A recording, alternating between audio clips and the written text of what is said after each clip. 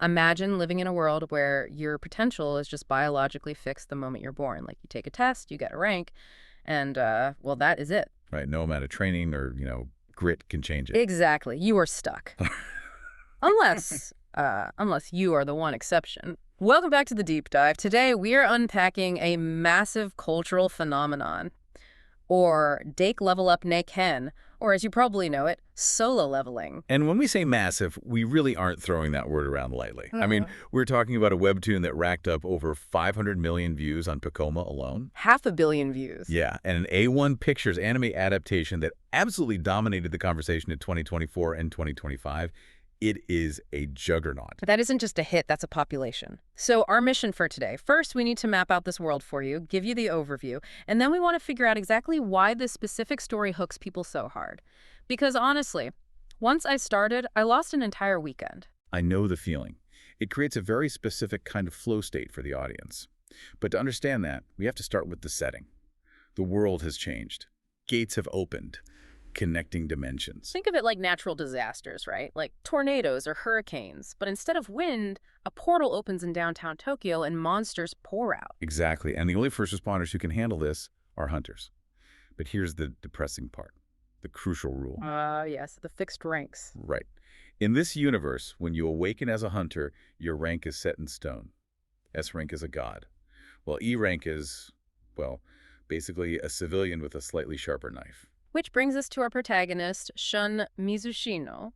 Now, for the diehard manhwa readers, you know him as Sung Jin-woo. Since we're covering the anime details today, we'll stick with the Shun. He is an E-rank hunter, mockingly called mankind's weakest weapon. That is a brutal nickname. It really is. And he isn't doing this for glory. He's getting battered in low-level dungeons just to pay medical bills for his mother, who has eternal sleep disease. It's a grim existence, until the inciting incident that flips the genre on its head.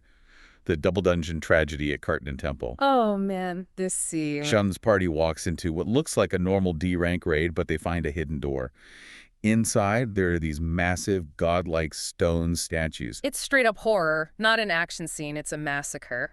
The statues move with these terrifying grins. Shun solves the puzzle, but his party abandons him.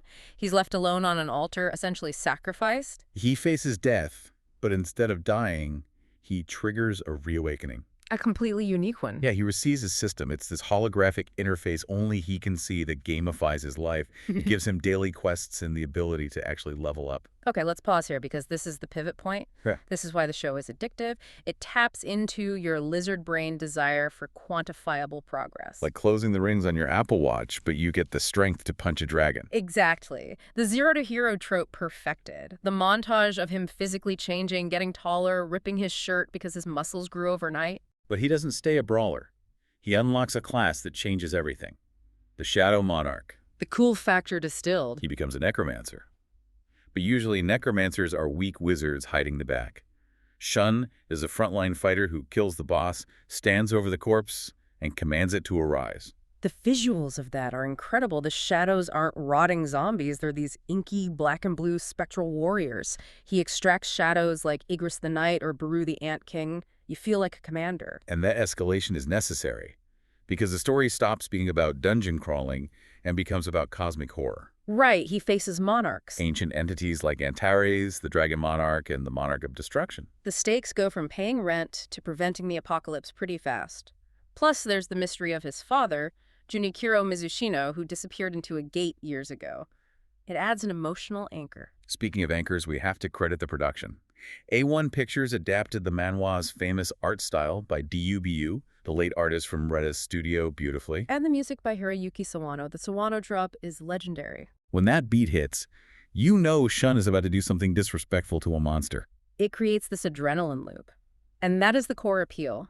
Solo leveling strips away the slow exposition. It is a pure power fantasy about overcoming impossible odds through sheer effort and a magical UI. It's the ultimate gym motivation anime.